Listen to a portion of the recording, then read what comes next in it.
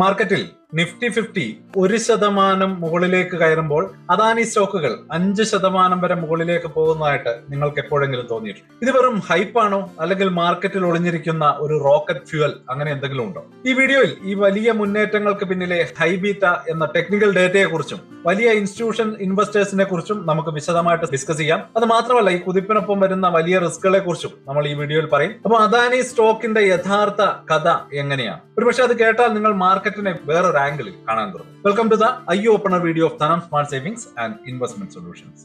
അദാനിയിലെ അസാധാരണത്വം മാർക്കറ്റിന്റെ ചലനങ്ങൾക്കപ്പുറമാണ് എന്ന് നമുക്ക് തോന്നുന്ന ഒരു സാഹചര്യത്തിലൂടെയാണ് നമ്മൾ കടന്നുപോയിക്കൊണ്ടിരിക്കുന്നത്. മാർക്കറ്റിൽ ട്രേഡ് ചെയ്യുന്നവർക്ക് ഇതെപ്പോഴും തോന്നുന്ന ഒരു കാര്യം തന്നെയാണ്. നിഫ്റ്റി 50 പോലെയുള്ള പ്രധാന സൂചികകൾ 1% പ്രോഫിറ്റിൽ ക്ലോസ് ചെയ്യുമ്പോൾ അതൊരു നല്ല ദിവസമായിട്ടാണ് പൊതുവെ കണക്കാക്കാറ്. പക്ഷേ അദാനി ഗ്രൂപ്പ് സ്റ്റോക്കുകളിലേക്ക് നോക്കിയാൽ അത് വേറൊരു ലോകമാണ് എന്ന് നമുക്ക് തോന്നിപ്പോകും. അദാനി എന്റർപ്രൈസസ് 5%, അദാനി പോർട്സ് 4%, ഇങ്ങനെ വലിയ ലെവലിലുള്ള ഒരു ഹൈപ്പ് അല്ലെങ്കിൽ ഒരു ഹൈ പ്രോഫിറ്റ് ജേർണി നമുക്ക് ഇവിടെ കാണാൻ കഴിയും. മറ്റു ചില ഗ്രൂപ്പ് സ്റ്റോക്കുകൾ അപ്പർ സർക്യൂട്ടിൽ എത്തുകയും ചെയ്യുന്നുണ്ടാവും. അപ്പോൾ ഇതൊരു കോയിൻസിഡൻസ് അല്ല, ഇതിന് പിന്നിൽ ഒരു പവർഫുൾ കൺസെപ്റ്റ് ഉണ്ട് എന്ന് പറയാനാണ് ഞാൻ ശ്രമിക്കുന്നത്. നമ്പറുകളിലും ഇത് വ്യക്തമാണ്. നല്ല ഹെവി ട്രേഡിംഗ് വോളിയത്തിന്റെ സപ്പോർട്ടോടെ മാർക്കറ്റ് ഇൻഡെക്സുകളെക്കാൾ വേഗത്തിൽ ഈ സ്റ്റോക്കുകൾ ഇങ്ങനെ കുതിച്ചുയർന്ന ഒരുപാട് ദിവസങ്ങൾ നമുക്ക് മുന്നിലുണ്ട്. ഇതാണ് അദാനി സ്റ്റോക്സിന്റെ ഒരു പ്രത്യേകത. മാർക്കറ്റിൽ ഒരു സാധാരണ റാലി കൊടുത്താൽ അദാനി സ്റ്റോക്സിൽ അതൊരു സുനാമി പോലെ നിങ്ങൾക്ക് തോന്നിയേക്കാം.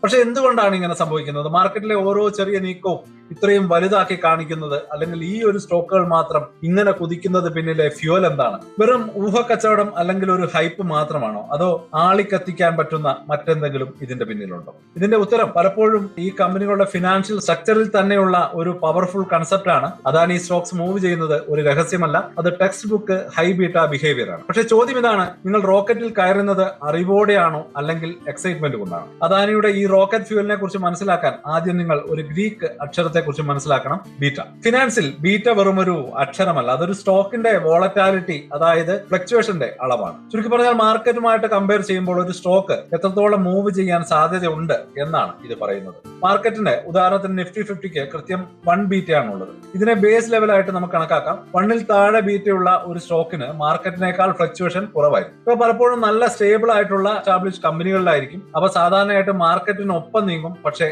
അത്ര ഡ്രമാറ്റിക് ആയിട്ടുള്ള ഒരു മൂവ്മെന്റ് നമുക്ക് കാണാൻ കഴിയില്ല. ബീറ്റ 1 ഉള്ള സ്റ്റോക്ക് തിയറി അനുസരിച്ച് മാർക്കറ്റിന്റെ അതേ അനുപാതത്തിലായിരിക്കും മുകളിലേക്കും താഴേക്കും പോവുക. ഇനി വരുന്നതാണ് ഹൈ ബീറ്റ സ്റ്റോക്കുകൾ, അതായത് ബീറ്റ 1ൽ കൂടുതലുള്ള സ്റ്റോക്കുകൾ. ഈ സ്റ്റോക്കുകൾ വളരെ ഫാസ്റ്റ് ആയിട്ടാണ് ഫ്ലക്ച്വേറ്റ് ചെയ്യുന്നത്. മാർക്കറ്റിലെ ഓരോ ചെറിയ മാറ്റങ്ങളോടും അവ വളരെ സെൻസിറ്റീവായാണ് പെരുമാറുക. 1.5 ബീറ്റ എന്നാൽ മാർക്കറ്റിലെ ഓരോ 1% ഫ്ലക്ച്വേഷനും 1.5% മൂവ് ചെയ്യാനുള്ള സാധ്യതയുണ്ട് എന്നാണ് അർത്ഥം. ഇവിടെയാണ് അദാനി ഗ്രൂപ്പ് എത്തുന്നത്. അതിന്റെ പല പ്രധാന കമ്പനികളും ക്ലാസിക് ഹൈബീറ്റ സ്റ്റോക്കുകളാണ്. സത്യത്തിൽ അദാനി എന്റർപ്രൈസസ് നിഫ്റ്റി ഹൈബീറ്റ 50 സൂചികയിൽ ഒരു മെമ്പർ കൂടിയാണ്. ഈ സൂചിക ഏറ്റവും കൂടുതൽ വോളറ്റാലിറ്റി ഉള്ള വലിയ സ്റ്റോക്കുകളുടെ ഒരു സെറ്റാണ്. ബീറ്റയുടെ കൃത്യമായ നമ്പർ കണക്ക് കൂട്ടുന്ന ടൈം പീരീഡും ആളുകളെയും അനുസരിച്ച് ഒരു സ്റ്റോക്കിന്റെ ബീറ്റ മാറുമെങ്കിലും അനാലിസിസ് സ്ഥിരമായിട്ട് കാണിക്കുന്നത് അദാനി എന്റർപ്രൈസസ് പോലെയുള്ള ഒരു സ്റ്റോക്കിന്റെ ബീറ്റ 1നേക്കാൾ വളരെ കൂടുതലാണെന്നാണ്. ചില കണക്കുകൾ പ്രകാരം ഒരു വർഷത്തെ ബീറ്റ ഏകദേശം 1.9 ആണ്. ഇതിനർത്ഥം ഈ സ്റ്റോക്ക് ഹിസ്റ്റോറിക്കലി മാർക്കറ്റിനേക്കാൾ ഏകദേശം ഇരട്ടി വോളറ്റൈൽ ആണ് എന്നുള്ളതാണ്. അപ്പോൾ ആ ഒരു 1% മാർക്കറ്റ് റാലി ശരാശരിയിൽ സ്റ്റോക്കിന് ഏകദേശം 2% ഹൈപ്പ് നൽകിയേക്കാം, അല്ലെങ്കിൽ ഒരു കുതിപ്പുണ്ടായേക്കാം. ഷോർട്ട് ടൈമിൽ ഇതിന്റെ എഫക്ട് ഒരുപക്ഷെ ഇതിലും വലുതായിരിക്കും. ചില ഡാറ്റാ പോയിന്റുകൾ ദിവസേനയുള്ള ബീറ്റ 3.57 വരെ ഉയർന്നതായിട്ട് കാണിക്കാറുമുണ്ട്. അതാണ് ആ ഒരു ബൂസ്റ്റർ റോക്കറ്റ്.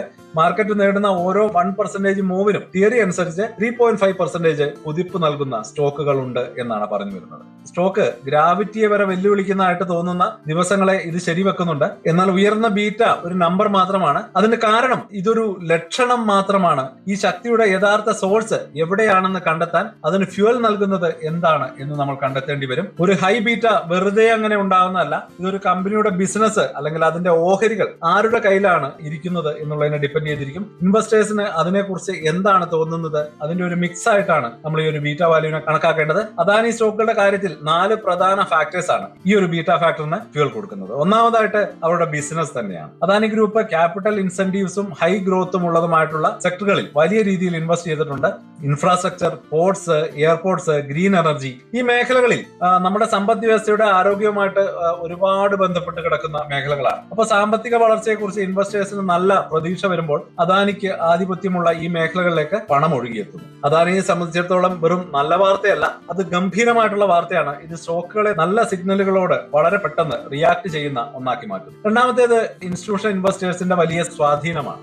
അദാനി പോലെയുള്ള ഹൈബീറ്റ സ്റ്റോക്കുകൾ അവർക്കൊരു പ്രധാന ടാർഗറ്റ് ആണ്. മാർക്കറ്റ് ഇങ്ങനെ ഫ്ലക്ച്വേറ്റ് ചെയ്യുമ്പോൾ ഈ വലിയ കളിക്കാർ ഒന്നടങ്കം ഇവിടെ ഇൻവെസ്റ്റ് ചെയ്യും. ഇത് ഓഹരിയുടെ മുന്നേറ്റം ഒന്നായിട്ട് കൂട്ടുകയും ചെയ്യും. മൂന്നാമത്തെ ഫാക്ടർ അതിന്റെ അവൈലബിലിറ്റിയാണ്. അതായത് പബ്ലിക് ഫ്ലോട്ട് കുറവായതുകൊണ്ടാണ് ഇത്തരത്തിലൊരു ദൗർലഭ്യം ഉണ്ടാവുന്നത്. പല അദാനി ഗ്രൂപ്പുകളിലും ഓഹരികളുടെ ഒരു വലിയ ഭാഗം, പലപ്പോഴും 70% കൂടുതൽ പ്രൊമോട്ടർമാരുടെ കയ്യിൽ തന്നെയാണ്. ഇതിനർത്ഥം സാധാരണക്കാർക്ക് ട്രേഡ് ചെയ്യാൻ കിട്ടുന്ന ഓഹരികളുടെ എണ്ണം വളരെ കുറവാണ് എന്നുള്ളതാണ്. ഇത് ഡിമാൻഡ് ആൻഡ് സപ്ലൈയുടെ അടിസ്ഥാന തത്വമാണ്. വാങ്ങാനുള്ള താല്പര്യം കൂടുമ്പോൾ എല്ലാവരും ഈ കുറഞ്ഞ എണ്ണം ഓഹരികൾക്ക് പിന്നാലെ ഓടുകയും ഈ ഒരു മത്സരം വില കുത്തനെ ഉയരാനുള്ള കാരണം ഉണ്ടാക്കുകയും ചെയ്യും. കാരണം ആ ഒരു പ്രഷർ താങ്ങാൻ ആവശ്യമായിട്ടുള്ള സെല്ലേഴ്സ് അവിടെ ഉണ്ടാവില്ല. അവസാനമായിട്ട് വാർത്തകളുടെ ഒരു സ്വാധീനമുണ്ട്. അദാനി സ്റ്റോക്കുകൾ ഹെഡ്ലൈൻസിനോട് ഭയങ്കരമായിട്ട് സെൻസിറ്റീവ് ആണ്. നല്ല ഗവൺമെന്റ് പോളിസി, ഒരു പുതിയ പ്രോജക്ട് കിട്ടുന്നത്, അല്ലെങ്കിൽ അനുകൂലമായിട്ടുള്ള ഒരു ബഡ്ജറ്റ് എന്നിവയൊക്കെ നേരിട്ടുള്ള ഒരു ട്രിഗർ ആയിട്ട് പ്രവർത്തിക്കും. ഉദാഹരണത്തിന് ഇൻഫ്രാസ്ട്രക്ചറിനോ അല്ലെങ്കിൽ എനർജി സെക്ടറുകൾക്കോ അനുകൂലമായിട്ടുള്ള ഒരു യൂണിയൻ ബഡ്ജറ്റ് പ്രഖ്യാപനങ്ങൾക്ക് ശേഷം അദാനി ഗ്രൂപ്പ് സ്റ്റോക്കുകളിൽ വലിയ കയറ്റം ഉണ്ടാകാറുണ്ട്. ഇതൊരു ഫീഡ്ബാക്ക് ലൂപ്പ് ഉണ്ടാക്കുന്നു. മാർക്കറ്റ് ഉയരുന്നു, അദാനി സ്റ്റോക്കുകൾ അതിലും കൂടുതൽ ഉയരുന്നു. അതിന് നല്ല വാർത്ത കവറേജ് കിട്ടുകയും ചെയ്യും. ഇത് കൂടുതൽ ബയേഴ്സിനെ ആകർഷിക്കുകയും വീണ്ടും വില ഉയരുകയും ചെയ്യും. മാർക്കറ്റിലെ ഈ ഒരു രീതികളെ പറ്റിയിട്ടുള്ള വളരെ ഡീപ്പായിട്ടുള്ള അനാലിസിസ് നിങ്ങൾക്ക് ഉപകാരപ്പെട്ടെങ്കിൽ ആ ലൈക്ക് ബട്ടൺ ഒന്ന് പ്രസ് ചെയ്യാൻ മറക്കല്ലേ. ഇത് ചാനലിനെ വളരാൻ സഹായിക്കുകയും ഇതുപോലെയുള്ള നല്ല നല്ല ഉള്ളടക്കം നിങ്ങൾക്ക് ഇഷ്ടപ്പെടുന്നുണ്ട് എന്ന് യൂട്യൂബിനെ കൂടി അറിയിക്കാനുള്ള ഒരു അവസരമാണ്. തീർച്ചയായിട്ടും ആ ഹൈപ്പ് ബട്ടൺ കൂടി ഒന്ന് പ്രസ് ചെയ്തേക്കുക. അത് ഞങ്ങൾക്ക് വലിയൊരു മോട്ടിവേഷൻ ആയിരിക്കും. ഇനി നമുക്ക് അടുത്ത സെക്ഷനിലേക്ക് കിടക്കാം. ഈ ഒരു റോക്കറ്റിന്റെ മറുവശം എന്താണ്? ഒഴിവാക്കാനാവാത്ത ആ ഒരു റിസ്കിനെ പറ്റി നമുക്ക് മനസ്സിലാക്കാം. അദാനി സ്റ്റോക്കുകളെ മുകളിലേക്ക് അയക്കുന്ന ഒരു ശക്തിയെ കുറിച്ച് നമ്മൾ കൃത്യമായിട്ട് സംസാരിച്ചു. എന്നാൽ ഇവിടെയാണ് ഒരു പ്രശ്നം. പ്രോഫിറ്റിനെ കൂട്ടുന്ന അതേ ഹൈബീറ്റ നഷ്ടങ്ങളെയും അതുപോലെ തന്നെ കൂട്ടും. ഇതൊരു ഇരുതല വാളാണ്. നിഫ്റ്റി 50-ലെ 1% ഇടിവ് തിയറി അനുസരിച്ച് ഒരു അദാനി സ്റ്റോക്കിൽ 2 to 3% അല്ലെങ്കിൽ അതിലും വലിയ ഇടിവിന് കാരണമാണ്. ആ ഒരു ബൂസ്റ്റർ റോക്കറ്റ് നേരെ തിരിച്ചും പ്രവർത്തിക്കും എന്നാണ് നമ്മൾ അറിയേണ്ടത്. പേടി അതിനെ കൂടുതൽ ശക്തമാക്കും. അടുത്ത കാലത്തുണ്ടായ പല സംഭവങ്ങളും ഇതിന് ഉദാഹരണമാണ്. 2023 തുടക്കത്തിൽ ഹിൻഡൻബർഗ് റിസർച്ച് റിപ്പോർട്ടിന് ശേഷമുണ്ടായ ആ ഒരു വലിയ സെൽ ഓഫ് ചില ഗ്രൂപ്പ് സ്റ്റോക്കുകൾ വളരെ മോശമായിട്ട് ഇടിയുന്നത് നമുക്ക് കാണാൻ കഴിഞ്ഞു. ദിവസവും ഡബിൾ ഡിജിറ്റ് ശതമാനത്തിൽ നഷ്ടം രേഖപ്പെടുത്തിക്കൊണ്ടിരുന്ന അദാനി സ്റ്റോക്കുകളെ നമ്മൾ അവിടെ കണ്ടതാണ്. അത്തരത്തിലുള്ള ഒരു അപകടം കൂടി മുന്നിലുണ്ട് എന്നാണ് പറഞ്ഞു വരുന്നത്. മുകളിലേക്ക് പോകാൻ സഹായിച്ച അതേ കാര്യങ്ങൾ തന്നെയാണ് താഴേക്ക് വരുമ്പോഴും വേഗത കൂട്ടുന്നത്. വാർത്തകളോടുള്ള സെൻസിറ്റിവിറ്റി ഒരു വലിയ ബാധ്യതയായിട്ട് മാറുന്നതും അപ്പോഴാണ്. ഒരു നെഗറ്റീവ് തലക്കെട്ട് പ്രത്യേകിച്ച് റെഗുലേറ്ററി പ്രശ്നങ്ങളെ കുറിച്ചുള്ളതാണെങ്കിൽ മണിക്കൂറുകൾക്കുള്ളിൽ തന്നെ മാർക്കറ്റ് വാല്യൂ ഇല്ലാതാകും. ഉദാഹരണത്തിന് കൈക്കൂലി അല്ലെങ്കിൽ ഉപരോധം ലംഘിക്കുന്ന ഇടപാടുകൾ എന്നിവയെക്കുറിച്ച് US അധികാരികൾ ഗ്രൂപ്പിനെതിരെ അന്വേഷണം നടത്തുന്നു എന്ന റിപ്പോർട്ടുകൾ വന്നപ്പോൾ ഇൻവെസ്റ്റേഴ്സിന് പുതിയൊരു അനിശ്ചിതത്വം മുന്നിൽ കണ്ട് വലിയ രീതിയിൽ സ്റ്റോക്കുകൾ വിറ്റഴിക്കാൻ തുടങ്ങി. ഹിൻഡൻബർഗ് ആരോപണങ്ങളെ കുറിച്ച് റേറ്റിംഗ് ഏജൻസിയായിട്ടുള്ള S&P ഭരണപരവും ഫണ്ടിംഗ് സംബന്ധമായിട്ടുള്ള റിസ്കുകൾ ചൂണ്ടിക്കാട്ടി അദാനി പോർട്സിന്റെയും അദാനി ഇലക്ട്രിസിറ്റിയുടെയും ഔട്ട്ലുക്ക് നെഗറ്റീവായിട്ട് മാറ്റിയിരുന്നു. കയറ്റത്തിൽ വാങ്ങിക്കൂട്ടിയ അതേ ഇൻസ്റ്റിറ്റ്യൂഷണൽ ഇൻവെസ്റ്റേഴ്സ് പ്രശ്നത്തിന്റെ ആദ്യ സൂചന കിട്ടുമ്പോൾ തന്നെ ഓടിമാറും. ഇത് പുറത്തേക്കുള്ള ഒരു തിക്കും തിരക്കും കൂട്ടുകയും ആ ഒരു കുറഞ്ഞ പബ്ലിക് ഫ്ലോട്ട് കാരണം വലിയ വിൽപ്പനയെ താങ്ങാൻ ആവശ്യമായിട്ടുള്ള ബയേഴ്സ് ഇല്ലാതെ വരും. ഇത് മാർക്കറ്റിനെ പേടിപ്പെടുത്തുന്ന രീതിയിൽ വിലയിടിയാൻ കാരണമാകുകയും ചെയ്യും. അതുപോലെ തന്നെ ഗ്രൂപ്പിന്റെ ക്യാപിറ്റൽ ഇന്റൻസീവ് ബിസിനസ്സുകൾ പലപ്പോഴും ഫണ്ടിങ്ങിനെ ആശ്രയിച്ചാണ് നിൽക്കുന്നത്. അതുകൊണ്ട് തന്നെ വലിയ കടവും ഉണ്ടാകും. മൂലധനം കിട്ടുന്നതിനെ ബാധിക്കുന്ന എന്തും,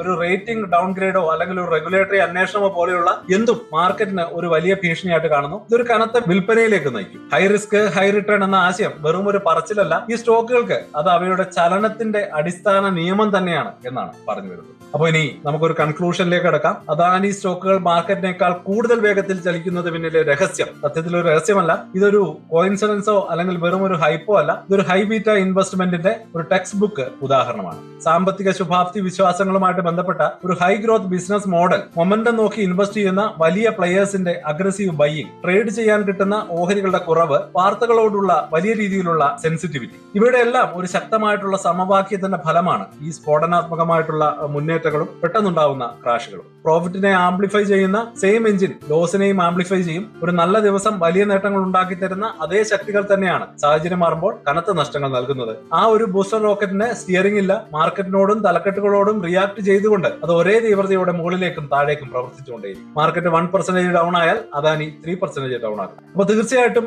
ഈ ഒരു പ്രോബ്ലം മനസ്സിലാക്കിക്കൊണ്ട് വാങ്ങണോ വിൽക്കണോ എന്ന് ഞാൻ പറയില്ല. പകരം ഇത് നിങ്ങൾക്ക് വലിയ ചിത്രത്തിലെ ഒരു പ്രധാനപ്പെട്ട ഭാഗം തുറന്നു തരുന്നു. ഈ ഒരു വോളറ്റാലിറ്റിക്ക് പിന്നിൽ എന്തുകൊണ്ട് എന്ന് മനസ്സിലാക്കാൻ ഇത് നിങ്ങളെ സഹായിക്കുന്നു. അതുവഴി അവിശ്വസനീയമായിട്ടുള്ള അവസരങ്ങളും അതോടൊപ്പം വരുന്ന വലിയ റിസ്കുകളും കാണാൻ നിങ്ങളെ പ്രാപ്തരാക്കുന്നു. അതായത് വോളറ്റാലിറ്റി നിങ്ങളുടെ ഫ്രണ്ട് ആണോ ബിഗസ്റ്റ് എനിമി ആണോ എന്ന് നിങ്ങൾക്ക് തീരുമാനിക്കാം. അദാനി റാലിയിൽ നിങ്ങൾ പ്രോഫിറ്റ് ബുക്ക് ചെയ്തിട്ടുണ്ടോ അല്ലെങ്കിൽ വോളറ്റാലിറ്റിയിൽ കുടുങ്ങിപ്പോയിട്ടുണ്ടോ? മാർക്കറ്റിനെ ശരിക്കും ചലിപ്പിക്കുന്ന ശക്തികളെ കുറിച്ച് നിങ്ങൾക്ക് മനസ്സിലാക്കണമെന്നുണ്ടെങ്കിൽ ഇതുപോലെയുള്ള കൂടുതൽ ഡീപ്പായിട്ടുള്ള അനാലിസിസുകൾക്കായിട്ട് ചാനൽ ഒന്ന് സബ്സ്ക്രൈബ് ചെയ്യാൻ മറക്കരുത്. അതായത് ഏത് കമ്പനിയെ കുറിച്ചാണ് അല്ലെങ്കിൽ എന്ത് ഫിനാൻഷ്യൽ കോൺസെപ്റ്റിനെ കുറിച്ചാണ് നമ്മൾ ഡിസ്കസ് ചെയ്യേണ്ടത് കമന്റുകളായിട്ട് അറിയിക്കുക. വീഡിയോ കണ്ടതിൽ നന്ദി, ഒരുപാട് സന്തോഷം. വീണ്ടും പുതിയ വീഡിയോ ആയിട്ട് ഉടനെ നിങ്ങൾക്ക് മുന്നിലേക്ക് എത്താം. അതുവരേക്കും ഹാപ്പി ഇൻവെസ്റ്റിംഗ്. സ്റ്റോക്ക് മാർക്കറ്റിലെ ന്യൂസുകളെയും അതുപോലെ തന്നെ അപ്ഡേറ്റുകളെയും ഉൾക്കൊള്ളിച്ചുകൊണ്ടുള്ള ഒരു ഫേസ്ബുക്ക് ഗ്രൂപ്പ് നമുക്കുണ്ട്. ആ ഒരു ഗ്രൂപ്പിന്റെ ലിങ്ക് ഈ വീഡിയോയുടെ ഡിസ്ക്രിപ്ഷനിൽ കൊടുക്കുന്നുണ്ട്. താല്പര്യമുള്ളവർക്ക് ആ ലിങ്കിൽ ക്ലിക്ക് ചെയ്തുകൊണ്ട് ഗ്രൂപ്പിൽ ജോയിൻ ചെയ്യാം. ഏറ്റവും ലേറ്റസ്റ്റ് ആയിട്ടുള്ള ന്യൂസുകൾ നമ്മൾ അതിൽ അപ്ഡേറ്റ് ചെയ്യുന്നുണ്ട്. വളരെ ഇൻഫോർമേറ്റീവ് ആയിരിക്കും. അപ്പൊ ഇത്രയുമാണ് ഇന്നത്തെ വീഡിയോയിൽ ഉൾപ്പെടുത്തിയിരിക്കുന്നത്. പുതിയ ന്യൂസുകളുമായിട്ട് നാളെ വീണ്ടും വരാം. ബൈ.